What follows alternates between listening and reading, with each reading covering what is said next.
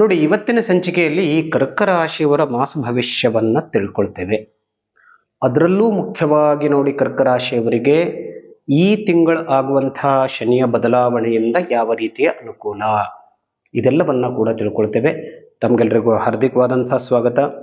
ವೀಕ್ಷಕರೇ, ದತ್ತ ಚೈತನ್ಯ ಫೌಂಡೇಶನ್ ನಮ್ಮ ಚಾನಲ್ಗೆ ಒಂದು ವೇಳೆ ಸಬ್ಸ್ಕ್ರೈಬ್ ಆಗದೇ ಇದ್ದರೆ ಖಂಡಿತ ಸಬ್ಸ್ಕ್ರೈಬ್ ಆಗಿ. ಅನೇಕ ಉಪಯುಕ್ತ ಮಾಹಿತಿಯನ್ನು ನೀವು ನಮ್ಮ ಒಂದು ಚಾನಲ್ನಲ್ಲಿ ನೋಡಲಿಕ್ಕೆ ಸಾಧ್ಯತೆ ಇದೆ. ಸೊ ಇವತ್ತು ನಾವು ಈ ಕರ್ಕ ರಾಶಿಯವರ ಒಂದು ಗ್ರಹಗಳ ಬದಲಾವಣೆಯಿಂದ ಒಟ್ಟಾರೆಯಾಗಿ ಈ ಒಂದು ಮಾರ್ಚ್ ತಿಂಗಳಲ್ಲಿ ಒಂದು ಮಾಸ ಭವಿಷ್ಯವನ್ನು ನೋಡೋದಾದರೆ ನೋಡಿ, ಮುಖ್ಯವಾಗಿ ಶನಿ ಪರಿವರ್ತನೆಯನ್ನು ಹೊಂದುತ್ತಾ ಇದ್ದಾನೆ. ಅಂತಂದರೆ ಕುಂಭರಾಶಿಯಿಂದ ಮೀನರಾಶಿಗೆ ಪ್ರವೇಶವನ್ನು ಮಾಡ್ತಾ ಇದ್ದಾನೆ ಮಾರ್ಚ್ ಕೊನೆಗೆ. ಸೊ ಆ ಒಂದು ಬದಲಾವಣೆಯಿಂದ ನೋಡಿ ಕರ್ಕ ರಾಶಿಯವರ ಮೇಲೆ ಎಷ್ಟೊಂದು ಪ್ರಭಾವ ಆಗುತ್ತೆ ಅಂದ್ರೆ, ವಿಶೇಷವಾಗಿ ನೋಡಿ, ಶಾರೀರಿಕವಾಗಿ ಮತ್ತು ಮಾನಸಿಕವಾಗಿರುವಂತಹ ಎಷ್ಟೇ ಒತ್ತಡ ಅಥವಾ ಸಮಸ್ಯೆ ಇತ್ತು ಅಂತಂದ್ರೆ ನಿಧಾನವಾಗಿ ಕಡಿಮೆ ಆಗಲಿಕ್ಕೆ ಪ್ರಾರಂಭವಾಗ್ತಾ ಇದೆ. ಬಹಳಷ್ಟು ಬದಲಾವಣೆಯನ್ನ ಈ ವಿಷಯದಲ್ಲಿ ಕರ್ಕ ರಾಶಿಯವರಿಗೆ ಕಂಡು ಬರುತ್ತೆ. ಯಾಕೆಂದ್ರೆ ನೋಡಿ, ಅಷ್ಟಮ ಶನಿಯ ಪ್ರಭಾವದಿಂದ ಕರ್ಕ ರಾಶಿಯವರಿಗೆ ಬಹಳ ಒಂದು ರೀತಿಯ ಒತ್ತಡ ಇತ್ತು. ಆ ಒತ್ತಡ ಈಗ ಕಡಿಮೆ ಆಗುತ್ತೆ. ತುಂಬಾ ಒಳ್ಳೆಯ ಸಮಯ ಶುರು ಆಗುತ್ತೆ. ಇನ್ನು ಉದ್ಯೋಗ ಮತ್ತು ವ್ಯಾಪಾರವನ್ನ ನೋಡೋದಾದ್ರೆ ಇಲ್ಲೂ ಕೂಡ ಒಂದಷ್ಟು ಡೆವಲಪ್ಮೆಂಟ್ಗಳು ನಿಮಗೆ ಕಾಣಲಿಕ್ಕೆ ಸಿಗುತ್ತೆ. ಯಾಕೆಂದ್ರೆ ಮೊದಲೇ ಗುರು 11ನೇ ಸ್ಥಾನದಲ್ಲಿ ಇದ್ದಾನೆ ನಿಮಗೆ. ಸೊ ಗುರು ಒಳ್ಳೆ ಫಲವನ್ನ ಕೊಡ್ತಾ ಇದ್ದ, ಆದರೂ ಕೂಡ ಒಂದು ಶನಿಯ ಪ್ರಭಾವದಿಂದ ಆ ಗುರುವಿನ ಫಲಗಳು ನಮಗೆ ಸಿಗ್ತಾ ಇದ್ದಿದ್ದಿಲ್ಲ. ಈಗ ಶನಿಯ ಪ್ರಭಾವ ಕಡಿಮೆ ಆಗ್ಬಿಟ್ಟು ಗುರುವಿನ ಒಳ್ಳೊಳ್ಳೆ ಫಲವನ್ನ ನೀವು ಪಡಿತೀರಾ. ಉದ್ಯೋಗದಲ್ಲಿ ಡೆವಲಪ್ಮೆಂಟ್ ಆಗುತ್ತೆ. ವ್ಯಾಪಾರದಲ್ಲೂ ಕೂಡ ನೀವು ಎಷ್ಟು ನಿರೀಕ್ಷೆ ಮಾಡಿದ್ದೀರೋ ಅಷ್ಟು ಅನುಕೂಲತೆ ಖಂಡಿತವಾಗಿಯೂ ನಿಮಗೆ ಆಗತ್ತೆ.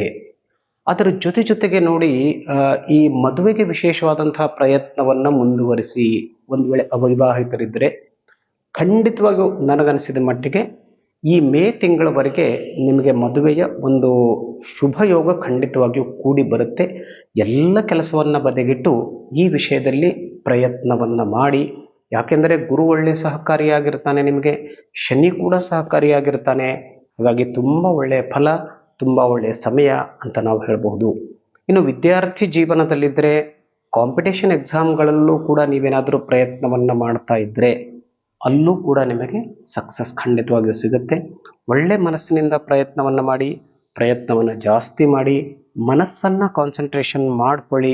ಯಾವುದೇ ರೀತಿಯ ಒತ್ತಡಕ್ಕೆ ಒಳಗಾಗಬೇಡಿ, ಅದು ನಿಮಗೆ ಅನುಕೂಲ ಆಗುತ್ತೆ.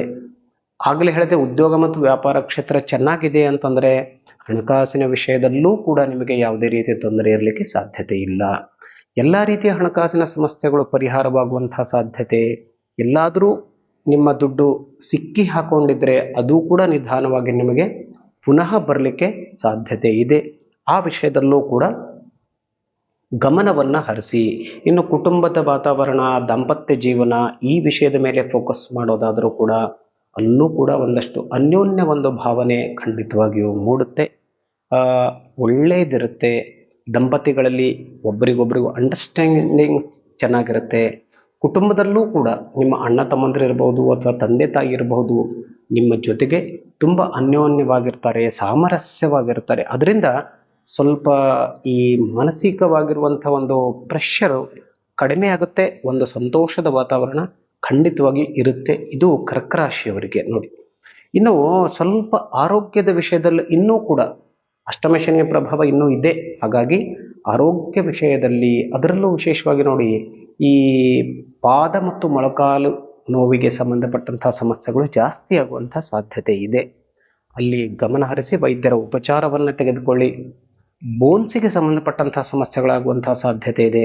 ಅಲ್ಲೂ ಕೂಡ ಒಂದಷ್ಟು ಗಮನವನ್ನು ಹರಿಸಿದರೆ ಹೆಚ್ಚಿನ ಒಂದು ತೊಂದರೆಯನ್ನು ನೀವು ನಿವಾರಿಸಿಕೊಳ್ಬಹುದು.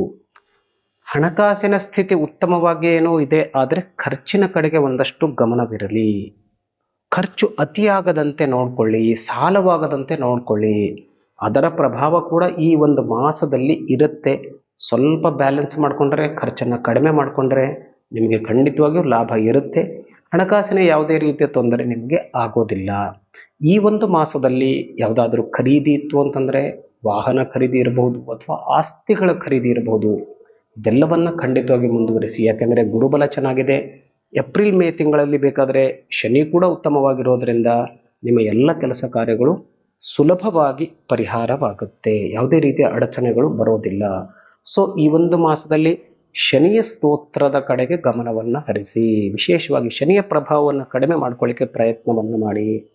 ಆಂಜನೇಯನ ಉಪಾಸನೆಯನ್ನು ಮಾಡ್ಕೊಳ್ಳಿ, ರುದ್ರ ಉಪಾಸನೆಯನ್ನು ಮಾಡ್ಕೊಳ್ಳಿ. ಹೀಗಾದರೆ ಯಾವುದೇ ರೀತಿಯ ತೊಂದರೆ ಇಲ್ಲದೆ ಮಾರ್ಚ್ ತಿಂಗಳು ತುಂಬ ಚೆನ್ನಾಗಿರುತ್ತೆ.